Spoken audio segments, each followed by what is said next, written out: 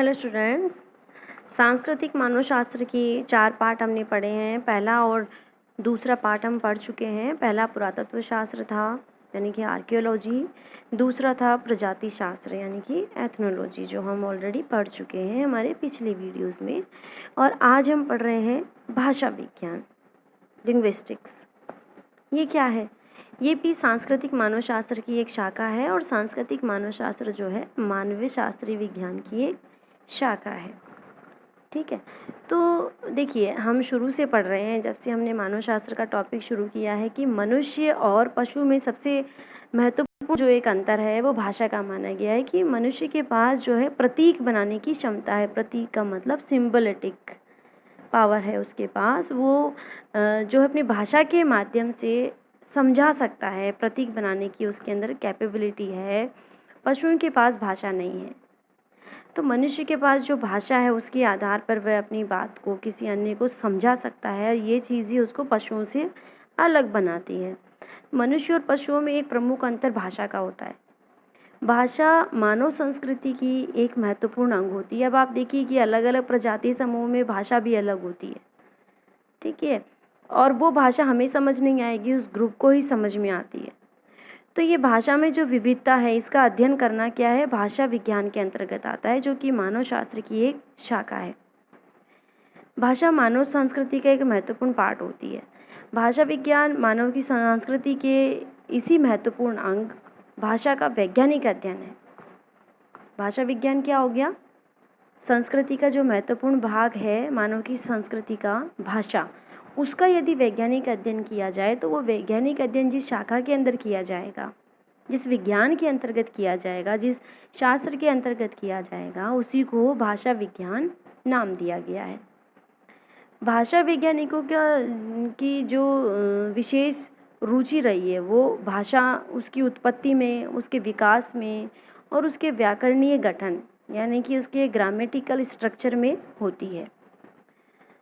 वे लोग संसार की प्राय 27,000 भाषाओं में से किन्हीं का अध्ययन करते हैं और प्राय विभिन्न भाषाओं के जो शब्द है, आचरण है, व्याकरणों का तुलनात्मक अध्ययन है, वो सब वो लोग करते हैं, जिससे भाषा संबंधी परिवर्तन तथा भाषाओं के आपस में संबंध और समानताओं के विषय में कुछ वो सामान्य परिणाम उससे निकाल सकते हैं।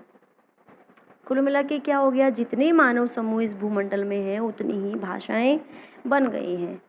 ठीक है, दो अलग अलग समूहों की, दो अलग अलग समाजों में भाषा समान नहीं हो सकती है। भाषाओं में समानता और विभिन्नताएं अवश्य रूप से मिलती है।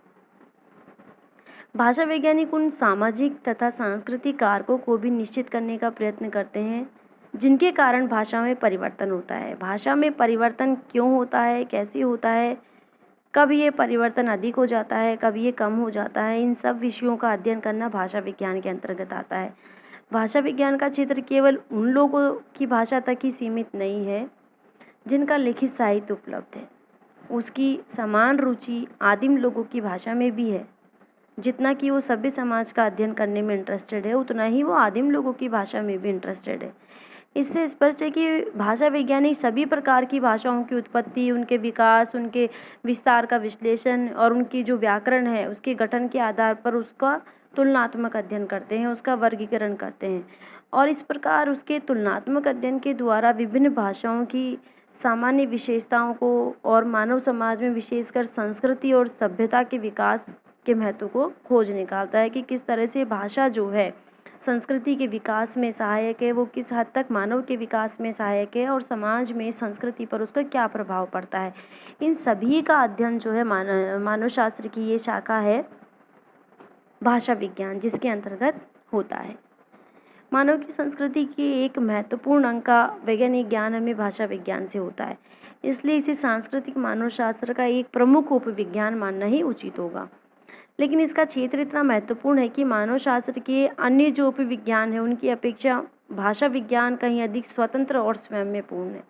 यानी कुल मिलाकर क्या हुआ, जो हमने पढ़ा पुरातत्व शास्त्र हमने पहले पढ़ा था, उसमें जो है इतिहास के खुदाई के द्वारा मिले हुए जो भौतिक अवशेष हैं उनके आधार पर जो है भूतकाल के आधार पर वर्तमान को समझकर भविष्य के बारे में महत्वपूर्ण निर्णय लेने वाला शास्त्र है पुरातत्व शास्त्र।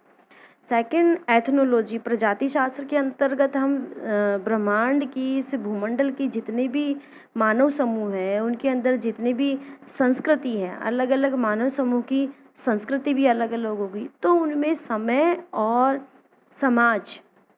समाज के आधार पर जो भिन्नताएं हैं, जो समानताएं हैं, उनका अध्ययन हमने प्रजाति शास्त्र के अंदर किया। उनकी जो संस्कृतियों में बदलाव है, परिवर्तन है, कैसे आया, कब हुआ, क्यों हुआ, कितना हुआ, ये सब कुछ जो है हम प्रजाति शास्त्र के अंतर्गत उसका अध्ययन करते हैं। और भाषा विज्ञान के अंदर हमने विभिन्न मानव समूह की जो भाषा है, उनकी उत्पत्ति है, उनका विकास है, उनकी जो ग्रामर है, बेसिक उनका आधार है, उसके बारे में, उसमें जो परिवर्तन है या वो किस तरह से मानव समाज के विकास में सहायक है, उसकी संस्कृति के विकास में सहायक है, इस सब का अध्ययन जो है भाषा विज्ञान के अंतर्गत होता है।